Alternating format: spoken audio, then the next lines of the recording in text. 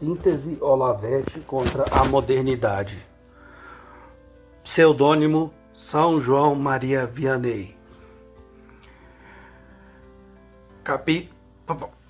Parte 1. A redução do mundo ao eu. Gnoseologia e ontologia. Capítulo 1. O muro de Descartes. O cogito e o isolamento do sujeito. Tópico 1. As consequências gnoseológicas da alma solitária. Subtópico 1.1. O divórcio entre lógica e ontologia. A autonomia do discurso e o abandono do ser.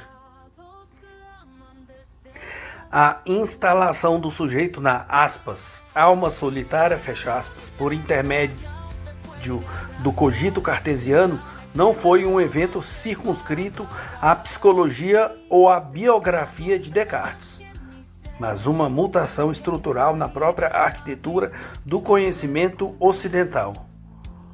A consequência mais devastadora e profunda dessa mutação, como o Olavo de Carvalho demonstra exaustivamente na série Ser e Conhecer e nas lições sobre a necrose de simbolismo no curso online de filosofia, é o divórcio definitivo entre a lógica e a ontologia. Para compreendermos a gravidade deste hiato, precisamos contrastá-lo com a visão clássica que Olavo resgata. Para Aristóteles e para a escolástica, as leis da lógica não eram meras regras de trânsito mental ou convenções linguísticas, mas a expressão das leis do próprio ser. O princípio de identidade ou o princípio de não contradição eram, antes de mais, propriedades da realidade objetiva que a mente reconhecia e às quais se submetia docilmente. Com a modernidade, o eixo desloca-se. Ao fundar a certeza na autoconsciência do pensamento, ego cogito, Descartes retira a lógica o seu fundamento ontológico. A lógica passa a ser entendida como uma estrutura autônoma do sujeito, um conjunto de regras internas que garantem a coerência do pensamento consigo mesmo, independente da sua adequação à estrutura real das coisas. Olavo salienta nas aulas 1 a 20 do COF que esta autonomia da lógica é o primeiro passo para a criação das segundas realidades, entre aspas. Se o pensamento já não precisa de prestar contas à presença real do objeto para ser considerado válido, ele torna-se uma ferramenta de construção de mundos fictícios, dotados de uma coerência interna impecável, mas ontologicamente vazios. O divórcio entre lógica e ontologia significa que a verdade deixa de ser a latim aequatio rei intellectus, adequação da mente à coisa, para ser apenas a consistência do discurso. Nas transcrições do COF, especialmente nas aulas sobre a descontinuidade e o dualismo, aula 57, o autor explica que essa ruptura permitiu o aparecimento do formalismo moderno. O homem moderno passou a viver no universo de formalismos ocos. Ele pode construir sistemas lógicos, jurídicos, sociológicos e científicos que funcionam perfeitamente como engrenagens abstratas, mas que ignoram a densidade biográfica e existencial dos entes reais. Este é o cerne do que Olavo chama de barbarismo artificial, a capacidade técnica de manipular signos e regras lógicas sem qualquer compreensão da natureza do ser que esses signos deveriam representar. A lógica, desligada da ontologia, deixa de ser o caminho para a verdade e torna-se um instrumento de poder e de ocultação da realidade bruta. Este processo reflete-se na paralisia da inteligência, que Olavo discute na apostila Lógica e Consciência. A inteligência, no seu estado saudável e espontâneo, capta a unidade do real. O pensamento moderno, ao contrário, picota a realidade em fragmentos lógicos para os poder controlar. No entanto, como o autor enfatiza, a realidade é contínua e o pensamento é descontínuo. Quando a lógica se torna autônoma, ela tenta impor a sua descontinuidade à estrutura do ser, forçando a realidade a caber dentro de esquemas categoriais prévios. Esta inversão, onde o ser deve conformar-se à lógica e não o contrário, é a raiz de toda a desorientação gnoseológica contemporânea.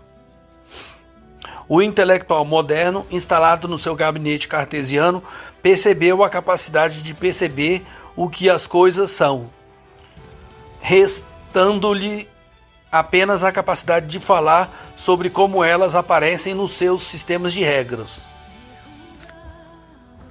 A nível da camada da personalidade, o divórcio entre lógica e ontologia retém o indivíduo num estado de imaturidade psíquica.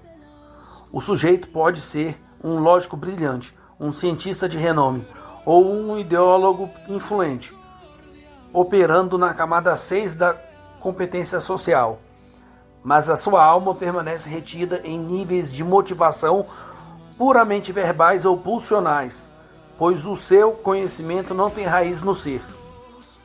Ele, entre aspas, sabe as regras do jogo, mas não conhece os jogadores nem o campo.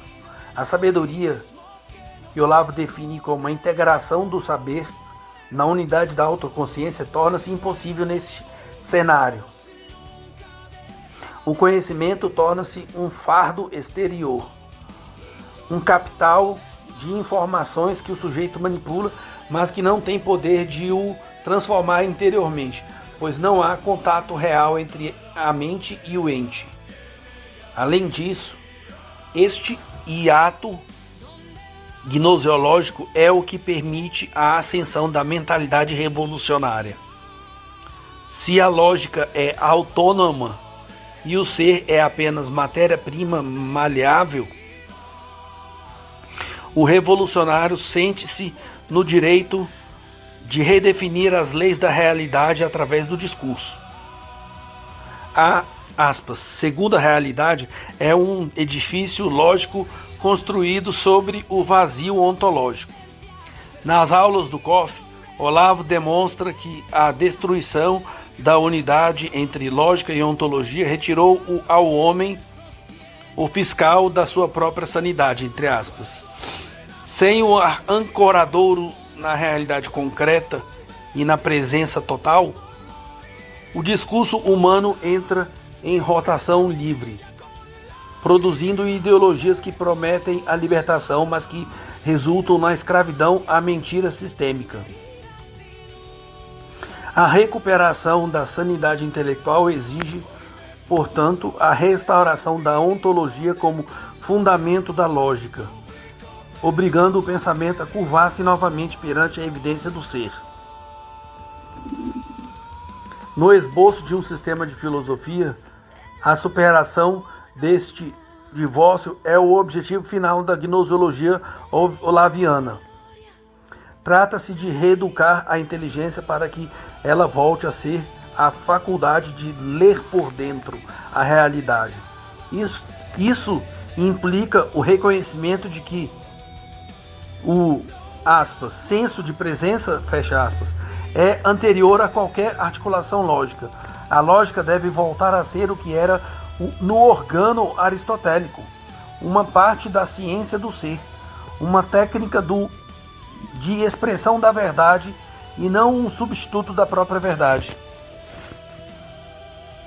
Ao denunciar o muro de Descartes, Olavo de Carvalho não está apenas a criticar um filósofo francês do século XVII, mas a apontar o mecanismo pelo qual a humanidade moderna se autoexilou da realidade, trocando o esplendor do ser pela cinza de uma lógica sem alma e sem mundo. Esta subseção demonstra que o pecado original de Descartes ao pretender provar o mundo a partir do pensamento, condenou o pensamento a nunca mais encontrar o mundo. O divórcio gnoseológico entre lógica e ontologia é a ferida que permitiu a entrada do niilismo. O resgate da vida intelectual exige que o sujeito derrube este muro, reconhecendo que a primeira certeza não é o eu penso, mas a presença avassaladora do ser, que se impõe à inteligência antes mesmo de qualquer palavra ser pronunciada. Somente a partir desta submissão ontológica é que a lógica recupera a sua dignidade e a ciência deixa de ser um barbarismo técnico para voltar a ser um caminho de sabedoria e de transparência da consciência no cosmos.